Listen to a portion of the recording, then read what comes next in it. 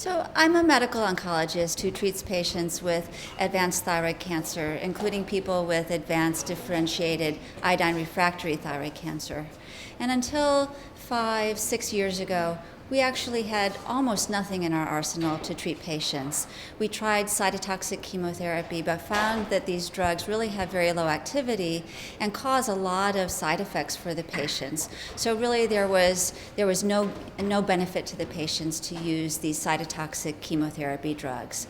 But in the last 5 and 6 years, we've made incredible progress taking a look at a whole new group of targeted therapies for patients with iodine refractory differentiated thyroid cancer.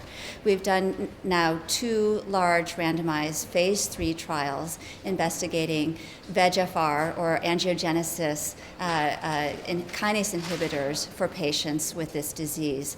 The first study that was completed several years ago was entitled the Decision Trial.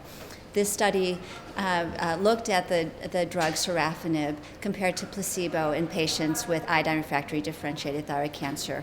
And the study found that the drug caused good response rates and a progression-free survival for patients with the disease. Following that study, the second generation of these drugs has now been studied in patients with iodine refractory differentiated thyroid cancer. That study was called the SELECT trial, and it investigated the drug lenvatinib compared to placebo in patients with iodine refractory differentiated thyroid cancer. Lenvatinib, it turns out, has a response rate of 65% in the disease, and there was a progression-free survival benefit of 14 months that was quite statistically significant in this patient population. So it was on the basis of that clinical trial that the drug lenvatinib has now been approved in the US, in Europe, and also in Japan for the treatment of patients with iodine refractory thyroid cancer.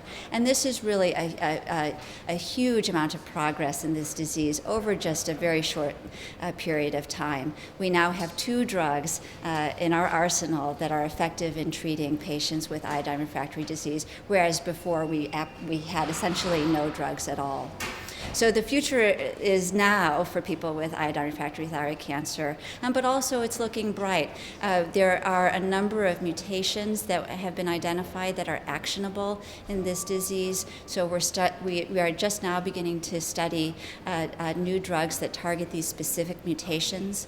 The most common mutation is in the gene called BRAF, and we are currently studying drugs in combination and as single agents that target the BRAF abnormality in people with iodine refractory thyroid cancer.